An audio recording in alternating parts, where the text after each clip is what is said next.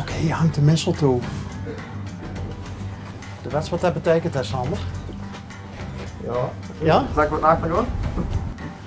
Er is geen koortslip, hè? Goedeochtend! Hallo! Hallo! Hallo! Meneer Beek? Meneer Beck, ja. Andy. Andy, Ja, klopt. want die andere drie zijn vrouwennamen. Juist, dat zijn mijn 3 gratien, 2 dochters en een vrouw. Ik woon hier samen met 3 vrouwen. 3 gratieën. De 3 gratien, ja zeker. Dat klinkt nog chiquer als prinsessen. Zoveel dat wel, ja. Als pap zien is dat goed zo en als man zien zo. Ja, ik heb de leukste meisjes van Limburg getrouwd. Oh, wacht, dat zijn En- alle 3 de en dochters. Nee, 1 vrouw, dat is mijn vrouw, dat is Lonneke. Lonneke. En dat is de jongste dochter en dat is mijn tweede dochter. Wie oud zien de 2 jongste gratieën? De jongste gratien zien 17 en 20. En ze worden nu 18 en 21 van de maand. Want ze willen in februari weer zijn ze jarig. Ja, maar ze zien niet op dezelfde dag jurig. Nee. Ik ben Bas Hallo, trouwens. ja, ik ken je van de televisie. Ken Oké. ik natuurlijk. Zeker, allemaal Nou, bekend.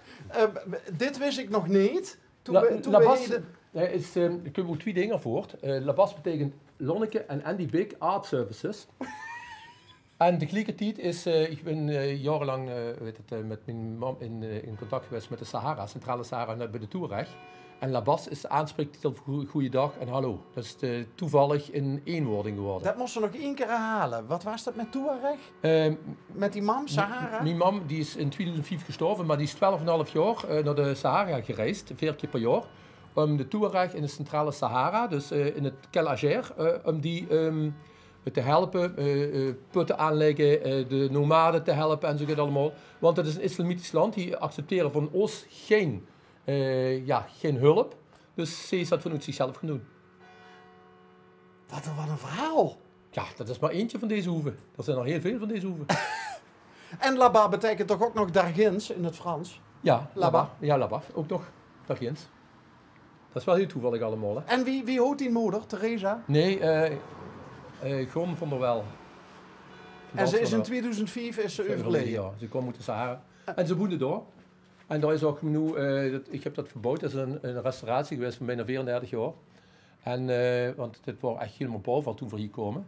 Want toen woonden nog Jeff van Dalsy, misschien wel bekend van het dagboek van een herdershond. Dat is hier ook ontstaan toevallig. Hier zo in de dingen. Joop van den Ende heeft hier nog, ik weet ook gegeten aan tafel enzovoort. Dus hier is heel veel gebeurd in dit dorp. En in dit huis. Hele geschiedenis, dat is giga. En wat was zijn rol van chef bij Jeff dagboek? had de productie van het echte dagboek van het herdershond, rond wat in Eschge zich heeft afgespeeld. Nou, dat is hier ontstaan. Hij heeft later ook nog een bedrijf gehad, voor het NOS-journaal heeft er gewerkt. En dat was ook hier gevestigd. We waren een ING-team voor Noord-Frankrijk tot Denemarken. Hebben we ook voor het NOS nog gewerkt. Ongelooflijk. En hoe lang? Ik woon hier sinds 1984. 85. Mam ook. Mam woonde toen ook al hier. Hoor. Die woonde toen al hier. Ja, dat is wel hoes. Oké. En nu is hij helaas overleden en voorzien met een splitsing bezig met mijn buurman en ik. En dit is het. En de buurman is geen familie? Jawel, dat is mijn broer, officieel. Maar ik noem hem de bewuste buurman, maar daar wil ik eigenlijk niet meer op ingaan eigenlijk. Want dat is niet Buurman en buurman. juist. Ja. Dat is wel maar bij jou. Kijk nou toch. Wat Dit is dat nou weer? Dit zien, ja, mijn vrouw heet La Bas, hè, dat is van La Bas. Die geeft aan kinderen les die tussen wal en schip vallen. Want die zien niet, kunnen niet terecht vanuit, die zitten ook op de basisschool, er is bijna niks voor te doen. En die geeft die teken knutselles aan haar. En ieder kind heeft zijn eigen steen. Hier als, met een naam erop. En het bedrijf is hier achter, dat is het atelier van mijn vrouw. En door knutselt ze? Ja, ze knutselt en ze schildert. Hè. Ze is tekenjuffrouw van de middelbare school, net zoals ik, hè, een docent, in de middelbare school. In de VO zit ik, in de Heerlijk heb ik les. Aan het Grootjes College en het Sint-Armeerto College. En vroeger nog aan het Bernardinus College. En daar geef ik beeldende vorming en CKW, culturele kunstzinnige vorming. Hebben Lonneke en Dich elkaar ook gevonden via... Ja, in het Graaf Huyn College. Albert Schweitz zei dat toen ook in Geleen. Ik word vervanger, na zoveel jaar kom ik haar toevallig... ik kom een collega van haar vervangen, die moest chemotherapie doen. En ik ben daar naar binnen gelopen bij haar. En dat klinkt heel gek wat ik nu misschien kan vertellen. En er zat een ganse klas, 6 jaar VWO'ers bij elkaar. En ik kom daar binnen, dat zien allemaal die groeten al, hè. Die zien groeten dan ik zelf. En we waren aan het geinen met elkaar. En toen zei er van, dat is een collega, dus ik denk dat is me voor de gek aan het houden. Dus ik geef spontaan mijn hand. En zij stelt zich voor als Lonneke Bik, als mijn collega, dus daar schrok ik even van. Maar ik heb er eigenlijk letterlijk nu, en figuurlijk niet meer losgelaten. Het was bam boem. En daar ben ik nu 22 jaar met getrouwd, bijna 23 jaar. Nou ja, aan de ene kant zou je kunnen zeggen, het is een wonderlijk verhaal. Maar ik herken er wel iets in. Ja, het raakt of het raakt niet. Ja, daar is het zelf niet in de hand, hè? Nee, Wanneer het gebeurt, het overkomt zich. Nee, eerlijk gezegd, wat relaties aangaat, had ik het eigenlijk allemaal een beetje gehad. En dan overkomt ik juist dat, op het ogenblik dat ze eigenlijk zegt van hoe is het genoeg geweest. Dan gebeurt zich dat, ja. Ja, zo een beetje in zak en as op dat moment? Nee, zak en as niet, maar ik had wel een beetje van alle relatietjes en relaties. En waar loog dat aan? Het is altijd een tweepartijelijk, ja. Tuurlijk. Maar het heeft met van alles te maken, met andere ideeën, hoe elkaar groeien, leeftijdsverschillen, noem maar eigenlijk op, situaties die ontstaan zien. Kijk, ik ben eigenlijk sinds 84 niet meer weg geweest. In de zin van, ik word altijd hier om het te onderhouden enzovoort. En mijn maat ging en mijn broer dus ook ging gedeeltelijk het huis uit. En zij worden bijna niet. Dus op het ogenblik dat zij nieuwe kandidaten voor die rondreizen door naar de kunst gaan kijken in de Sahara bijvoorbeeld, dat wordt, hè. Ze is daar met begonnen.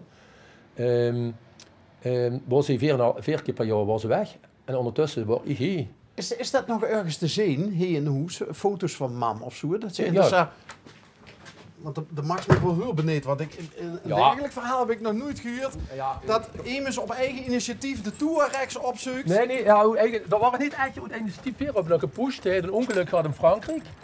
Een auto-ongeluk, ze is aangereden, ze zijn in een tractie gelegen in maanden in het ziekenhuis. En we kregen dat niet uit en Jeff was gestorven. En ze is 6 weken met hem, voordat hij overleed, is ze met hem dagen nog in het ziekenhuis geweest, in het oude Annadal nog. En toen ze overleed, hij had ze 5 jaar, echt 5 jaar, uit verdriet. Dat was echt liefde, is het de hoeve hier niet af geweest. Ik moest gewoon inkopen, ik moest alles doen, ze kwam hier niet vanaf. En weer, mijn broer en ik moesten een truc vinden om haar uit huis te krijgen. En toen zien we gaan zoeken, en toen zien we, mijn broer is met zijn toenmalige vriendin met haar naar kunst gaan kijken, hè, want we zien met kunst gerelateerd altijd al geweest, hij wordt tekenaar. En met mijn broer samen hebben we toen in Maastricht ontdekt dat er een college was over de reizen door de Sahara. Nou, en daar hebben we er aangedaan, ze is gegaan, hè. Ze komt terug en het klinkt gek, maar ze had meteen een liefdesrelatie, een relatie met de reisleider daar, die daar een echte toerrecht die daar woont. En ze ging dus pendelde dus eigenlijk tussen Eggelrade en de Sahara in via Zaventem iedere keer, want ik bracht, dus we gingen dus de lui brengen naar Zaventem, maar ook naar de ambassades toe in Den Haag om de visa te krijgen, want ik kom ze niet zomaar binnen. En ze vloog dus iedere keer van Zaventem, soms via Brussel, naar Algiers. En dan moest ze nog een keer net zo wiet over de Sahara vliegen om in Jeannette terecht te komen in het zuiden van Algerije. En dan ging ze dus kunst bekijken, gravures en alles. Maar we hebben heel lang reclame gemaakt voor de Sahara, om daar lui naartoe te krijgen. Nu is ze er niet meer. Maar eigenlijk is het niet handig om zoveel lui naar de Sahara te krijgen, want het is eigenlijk veel te mooi om zoveel massale toeristen naartoe te jagen. Maar het is wonderbaarlijk, het is paradies. Ik zeg het gewoon heel eerlijk. Hoe heter, hoe beter. En hoe mooier. Iedere dag is anders, totaal anders. Kom maar, kom maar binnen. Nou, moeten we... Ja, gangstik maar, want het geluid is ook belangrijk, hè. Welkom in mijn galerietje. Oei, oei. Dit is wacht even, ik kan even liggen. Dit is mijn galerietje. Wat ruikt het? Is dat olieverf voor de kleur? Nee, dit is acrylverf. En dat ook is een mengsel met airbrush en met alles door elkaar. Dat mag stig. Dat is mijn werk hier. 2 soorten werken, hè? Maar dat is mijn oude werk. Kijk, dat ziet er dan zo uit. Wat doe ik even hier? Toch niet. Ja, nu we het toch zien. Dit is mijn oude werk. Dat is mijn eerste boek. Want ik schreef ook toevallig nog het filosofisch vuiltjes. Dat is een onderwerp uit mijn droom zelfs. Nachtmerrie uit mijn droom, dat heb ik geschilderd. En deze werken die hebben met het vervolg te maken. De ontwikkelt zich als kunstenaar natuurlijk ook als persoon. Ja. En toen ben ik overgegaan om het te proberen emoties en gedachten rechtstreeks op een paneel te krijgen. En dat is begonnen met een kleine ventilator. Deze is een geslingerd. Hè? En met een kleine ventilator, toen heb ik een grotere gemaakt van 90 centimeter. Dat staat hier ook nog ergens. En dat was niet goed genoeg. En toen heb ik het materiaal, regelmateriaal gekregen. Want overal sprong me de stoppen eruit als hij te aan zat. Ja, dat klinkt gek. En nu heb ik een cirkel van 3 meter kan ik opbouwen. En dan kan ik een rondje maken. Zo'n slingerbeweging van 3 meter rond.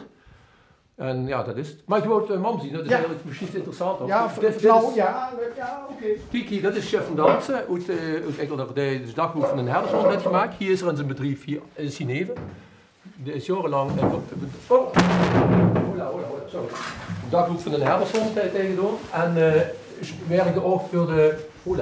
Maar weet je dat nou op ons gebied, hè? Nee, ik moet dat dadelijk... Nee, ik kon dat dadelijk wel even zuiver maken. Komt goed. Niet beschadigd? Een beetje. Maar alles is goed. Oké. En die werkte dus voor het boek van Nederland en voor het NOS. Dus in zijn bedrijf het NOS-journaal werkte naar. Dit was een smurfsvruchtje 7, 8 gezetten wereldwijd. Om te kijken of dat journaal of het te vinden was. Dan ging het van een hield bij de culturele raad van Maastricht gewerkt. En dan een toneelspeler aan het Groot Vlaams toneel.